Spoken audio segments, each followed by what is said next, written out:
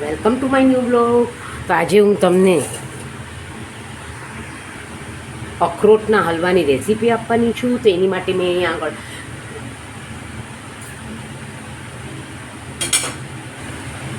તો તમે જોઈ શકો છો કે મેં આ એક વાટકો અડધી વાટકો અખરોટ લીધું છે, એક વાટકી મિશ્રી લીધું છે.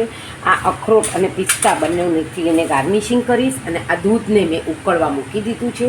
હવે હું સૌપ્રથમ આમાં ઘીમાં અખરોટને થોડા સાતળી લઈશ, સોતે કરી લઈશ. તો તમે જોઈ શકો છો મેં કે 1 ટેબલ સ્પૂન જેટલું મેં અહીંયા આગળ ઘી લઈ લીધું છે. હવે હું ઘીને ગરમ થવા દઈશ.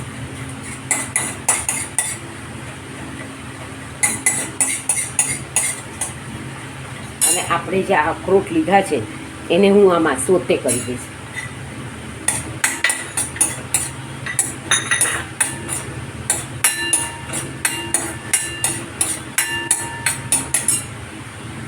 તો તમે જોઈ શકો છો કે આપણા લગભગ અખરોટ સોતે થઈ ગયા છે.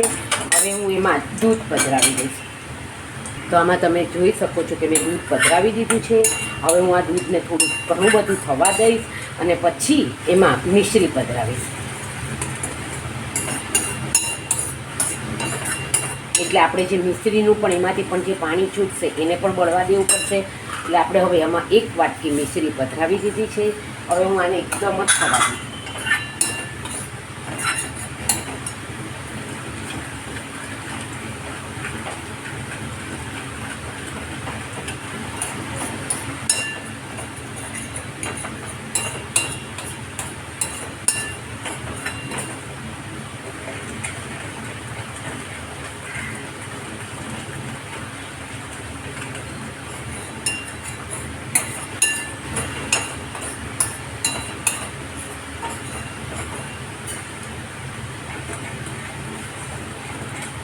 ને આ આપણે દૂધમાંથી માવો થઈ જશે અને કોટી પડતું થશે એટલે આપણે ઉતારી લઈશું.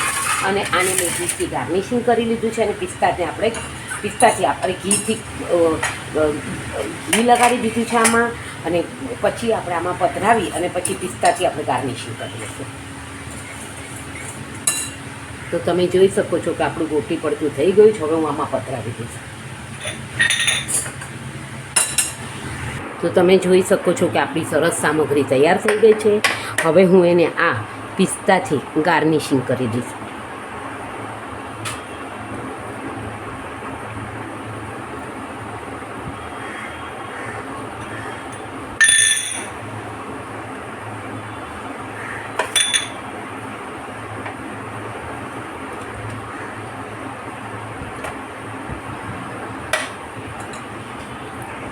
તો આપણી આ સામગ્રી તૈયાર થઈ ગઈ છે. હજી ગરમ છે પણ હું આના કાપા મૂકી દઉં છું.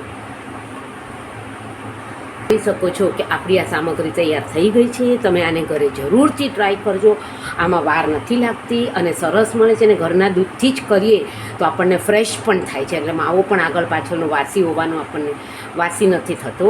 તો તમે આને ઘરે જરૂરથી ટ્રાય કરજો. અને મારી નવી નવી સામગ્રી અને કાંદા લસણ વગરની પ્યોરલી વૈષ્ણવ ફૂડ જોવા માટે મારી ચેનલને લાઈક કરજો, શેર કરજો અને સબસ્ક્રાઈબ કરજો. C you tomorrow.